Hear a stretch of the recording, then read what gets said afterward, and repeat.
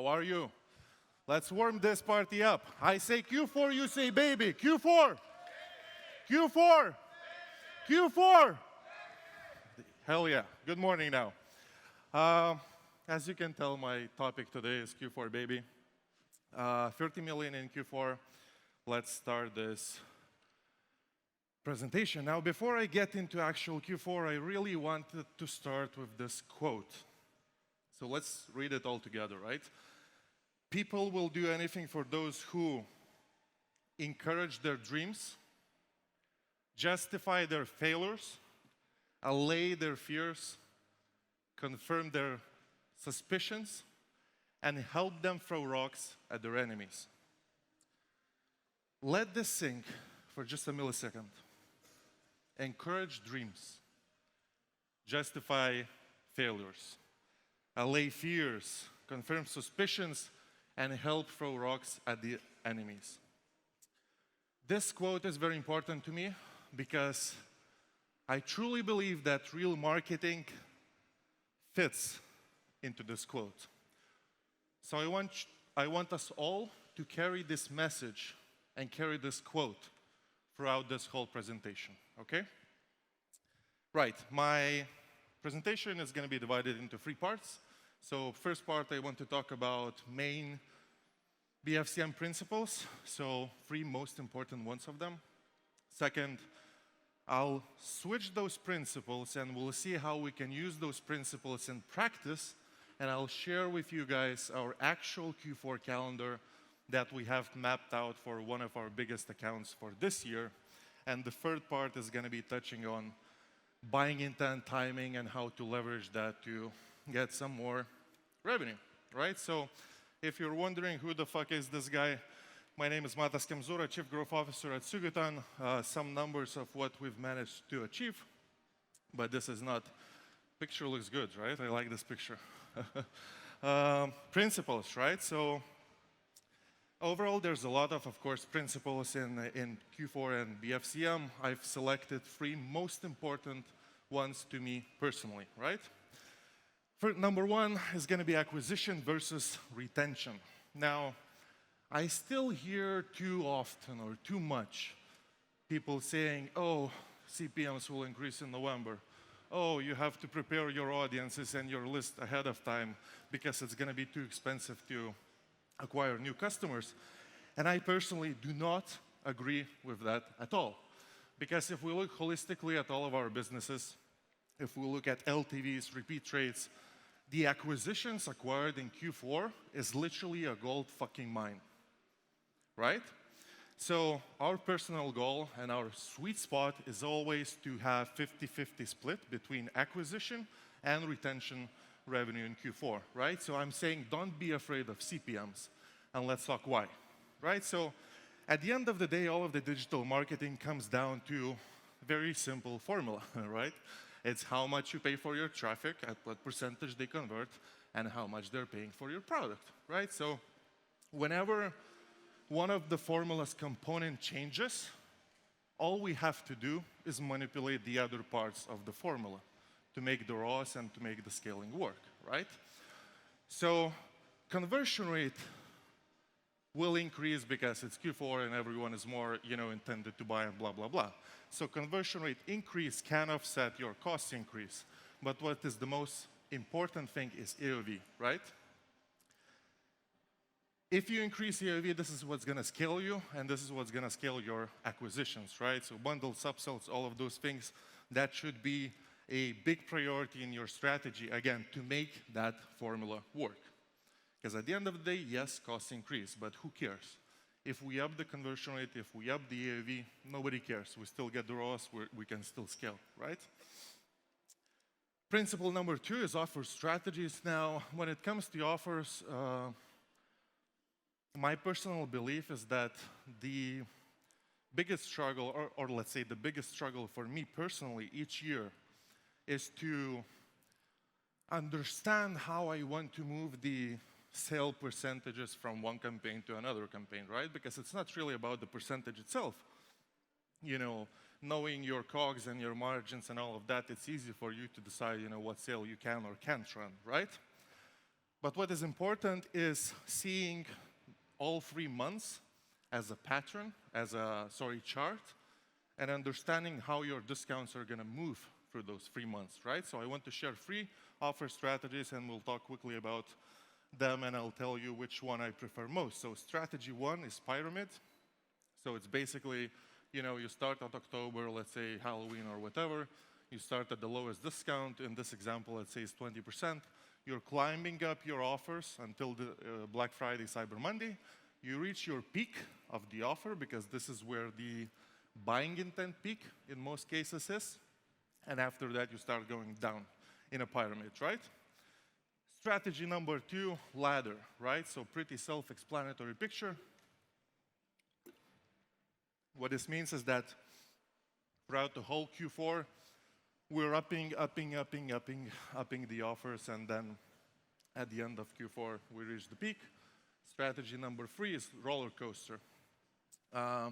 Again, picture self-explanatory, so basically the offers are jumping, and what you want to make sure is that your peaks, let's say these 2 peaks that you see in the picture, they cover either, if it's 2 peaks, it should be Black Friday and probably Christmas. If you have 3 peaks, then singles, Black Friday, and Christmas, right? Now, of course, there's always going to be some maniacs that will do the horizontal strategy, and they'll be like 50 off every single campaign, 50 off for 3 months, But that's, of course, not the way to go if you're having a real brand and you care about your customers' longevity.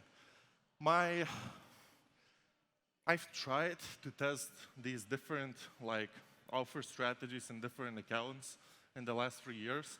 What I see working best is still the pyramid. It's probably the simplest one, and you avoid all of the customer support issues that you might have, let's say, with roller coaster or even the ladder, right? So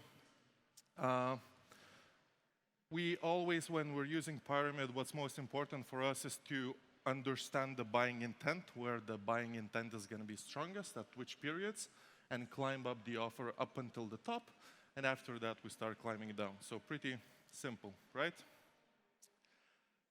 Principle number 3, staying relevant, top of mind. Now, this is probably the most important principle of them all, right? Because I do believe that Q4 is the time for us to show our best marketing, right? To show our best skills, to show our best talents, right? This is the time of dreams coming true, or dreams failing, or records hitting, or records not hitting, right?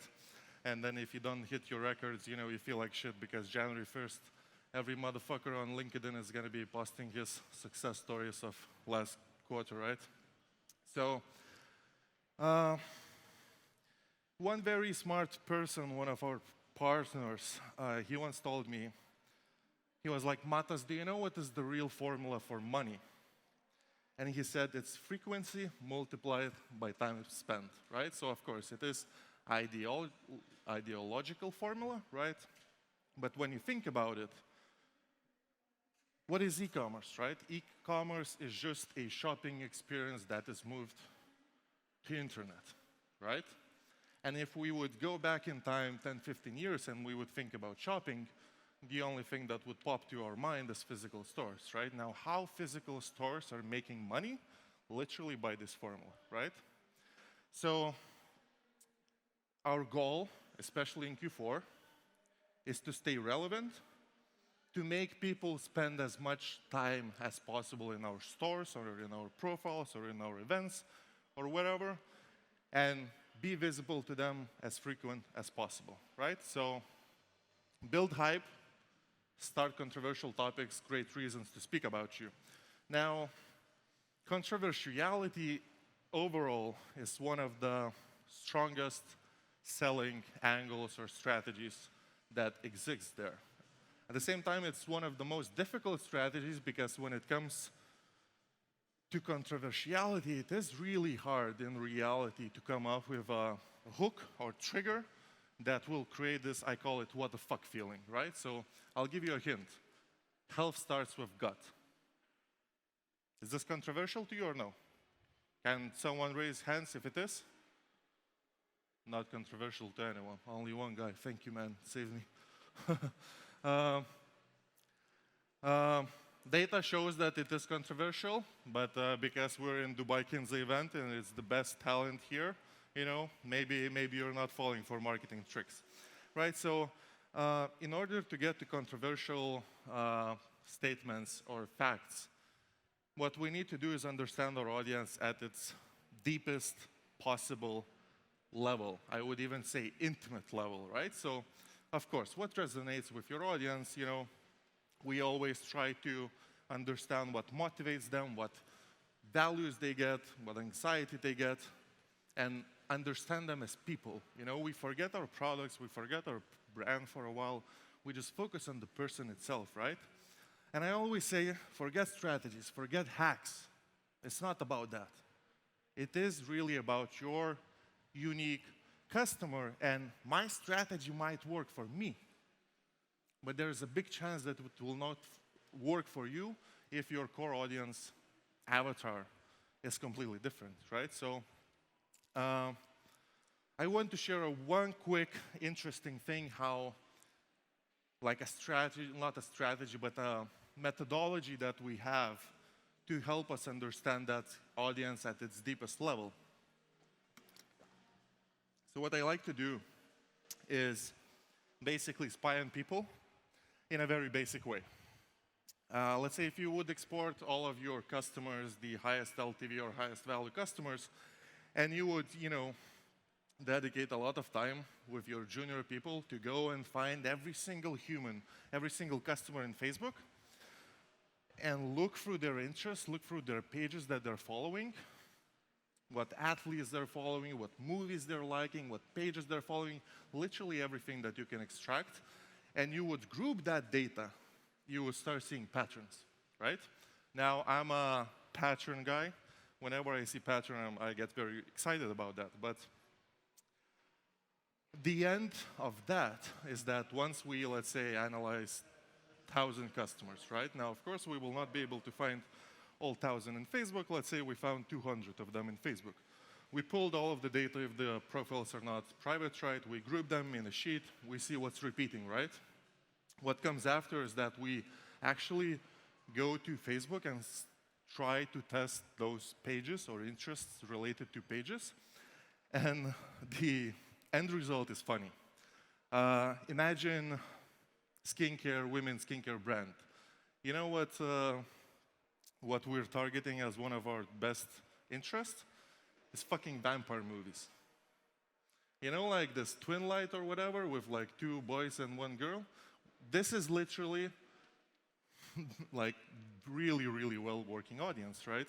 So we target things, we target interests that have nothing to do with our product. Because at that stage, we don't care about our product. We care about the person, and we're looking for something that can identify our person in a bigger group, right? So fun fact on top is that when we implement strategies like this, we see that there's absolutely almost no competition in those audience pools, because who would think of targeting vampire movies when you sell skincare, right? But the data is telling that those girls that are now, 28 or whatever, 10 years ago, they were crazy for those movies. And if I target a movie, I can still catch girls, that I want at way cheaper CPM, because majority of other competitors that also sell skincare, they'll go to Facebook and be like, okay, let's target skincare, health and beauty, BB cream, CC cream, whatever, casual shit.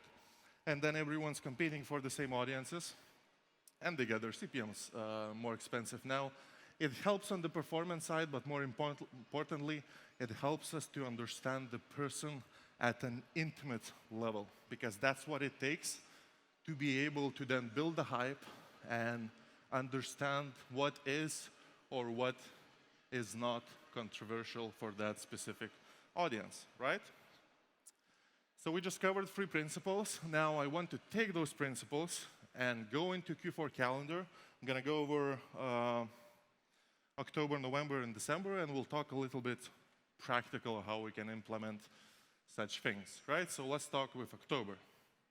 Now, picture pretty self-explanatory, right? The white days are empty. We start our Q4 campaign somewhere in mid-October, and we have only 2 campaigns in October. free plus shipping, and then Halloween sale. So the typical thing that everyone is going to tell you is, oh, October, let's do some lead generation, let's bring some emails, some SMSs, because we'll convert them in November. I call it bullshit. Of course, we've been doing it, of course, for many, many years. But at the end, it was never good enough for me, right? Because I have to spend money now on an email and then, still wait some time until they're going to try my products and then blah, blah, blah, blah, blah. Instead, this year, we've decided that we're going to scrap the lead gen at all.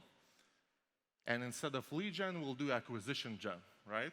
Going back to the roots of drop shipping times, right? In reality, what we did is we created a sample pack of our 8 best products. And we're like, okay, we're going to give it to you for free. All you have to do is pay shipping, only $5. So really nothing. And on top, we're even going to give you $30 gift card for your next purchase, right? So offer that really you cannot resist, right? What we've seen so far, because we're running it currently, right? It stops tomorrow, right? Yeah, tomorrow. What we've seen so far is that not only we're actually breaking even almost on like the actual sample pack, because the CPAs are like so ridiculously cheap because of the sexy offer that no one can resist. But also, we're already seeing 5% repeat rate from people that get their products. So they get their products, and after 3 days on average, we're already getting 5% repeat rate, which is insane, because in the first 5 days of running, we're already having repeat customers, and they haven't even properly tried all of the products, right? But when we were doing similar strategies like that with worse offers, not as sexy offer as it is, we were averaging around 70% repeat rate that we managed to get back through, email sequences and all of that. So when you think about it, to me, this is way more valuable and way more stronger than a lead gen, because, I get the email either way because they purchased, right? But what I care about is that I'm giving them 8 products to try, products that covers hair category, face category, body category. Now, you all probably know that the LTV of people that purchases as many as possible products on their first acquisition, their LTV is always way, way higher, right? So our job is to push as many products as possible into their hands on their first acquisition, right? And then, looking at cohorts 30, 60, 90, 180 days, we're cashing out, right?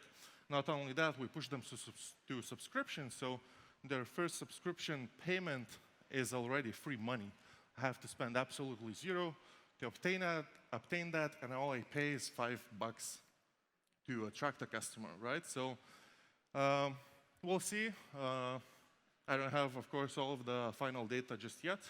Out of this, we'll see how the 30-day cohorts goes, but for now, the early results are really promising good outcome out of that, right? After free plus shipping, simple Halloween sale.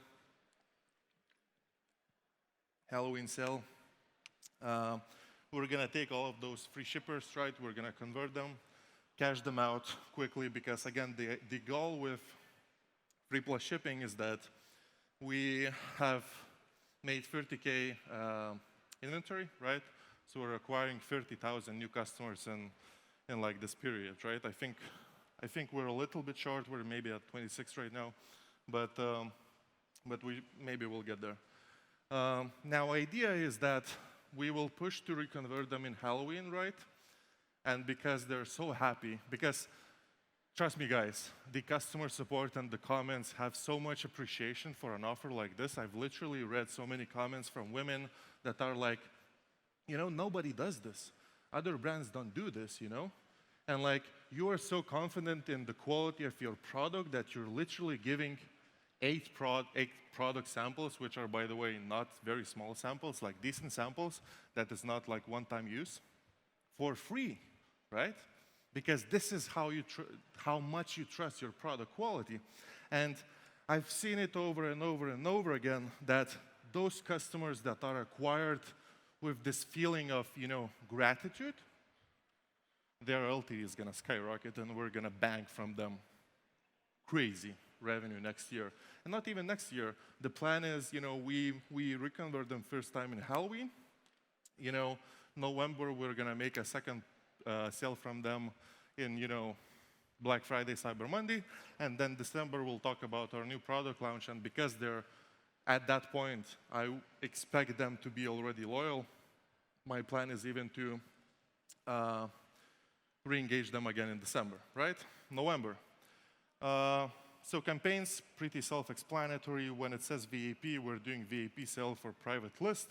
So VAP in singles, Black Friday and Cyber Monday. Now, there's a lot of empty days, right? Now, what we need to talk about is empty days, because this is where we're building hype, and we're hyping people up to wait for the sales. Now, our strategy is simple. It's extremely aggressive influencer marketing, so micros, macro celebrities. We're looking for people that overlaps in the audience, because my goal is to make an effect. That person is scrolling, girl is scrolling her Instagram, and she sees 2, 3 different people talking about the same thing. I want to create this what the fuck effect. I want to create a fact that, they feel like everyone is talking about this one thing, and they're so curious for it that they can't just resist to not try it, right? Now, on more technical side, what I like most is that, when we get whitelisting access, what we're doing is we're actually targeting their followers base, right? But I don't really want to spend money on that, so I use just simple reach campaigns to really I don't need not a single sale out of them. What I need is those followers I want to stay top of mind. I want them to see me as frequent as possible, and my solution is just run cheap reach campaigns, because the audience is the same, right? All I do is target custom audience, right? So hype is very important, because the whole BFCM strategy is hype, sell, hype, sell. December, we rest them for, after Cyber Monday, we rest them for a couple of days because we squeeze them out.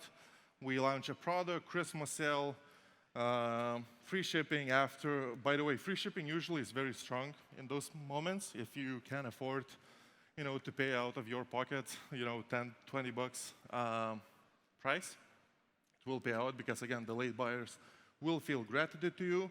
And New Year's sale after Christmas starts at 26 VAP. Usually 26 is very, very strong day, because everyone is chilling on second Christmas day, and they're spending more time on their phones, and we're banking from that. Third part, real quick, because we're running short on time, buying intent. Now, buying intent is really all about the timing and understanding timing, and then, adjusting your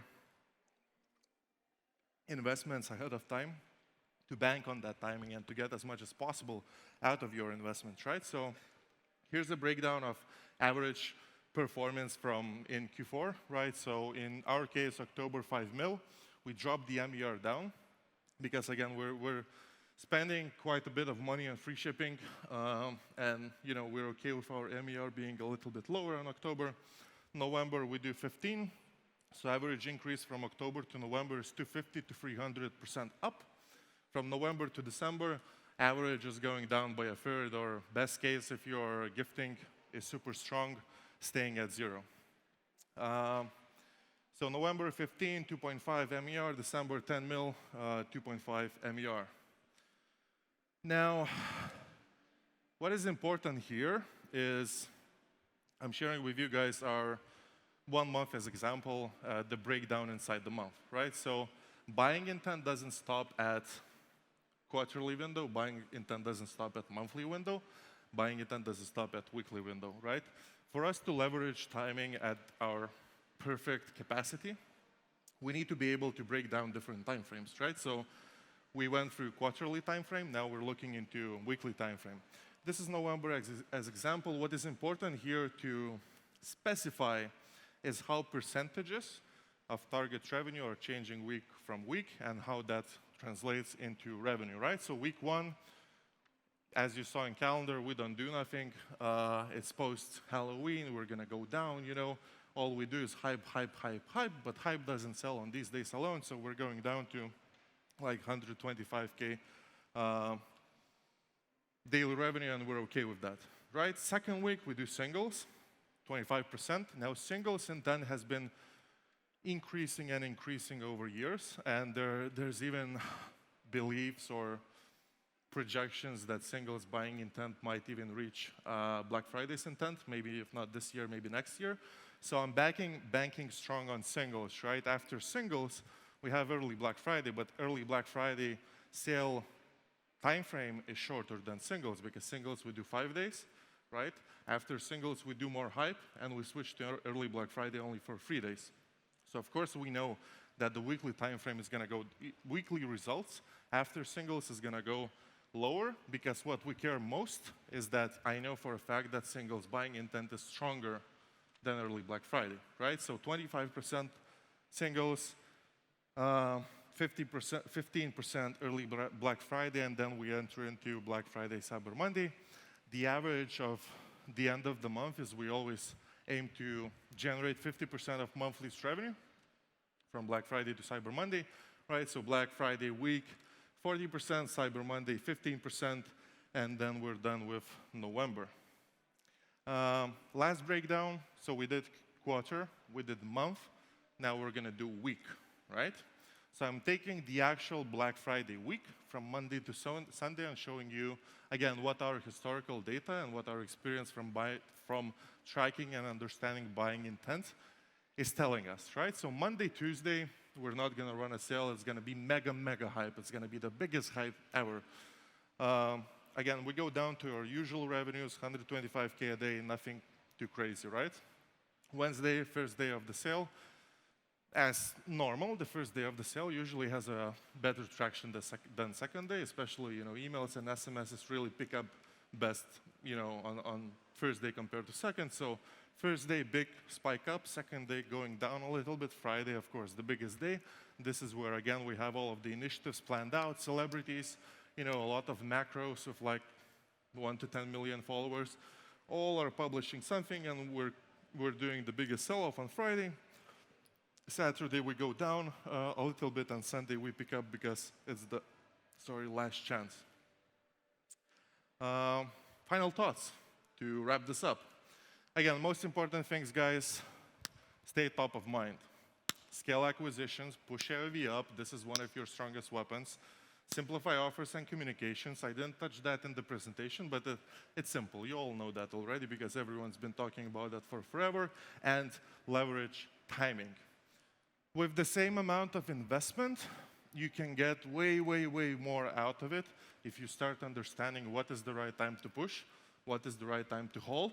Don't make a mistake of thinking about, because majority of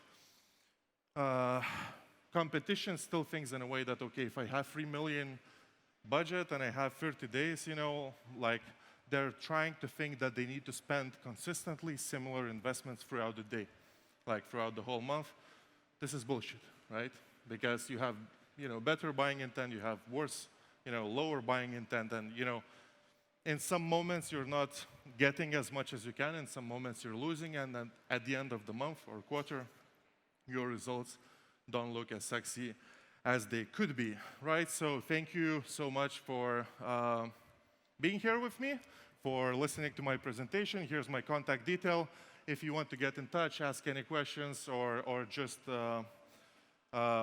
get in touch, feel free to reach out to me. And again, thank you so much. Ladies and gentlemen, give it up for Matas.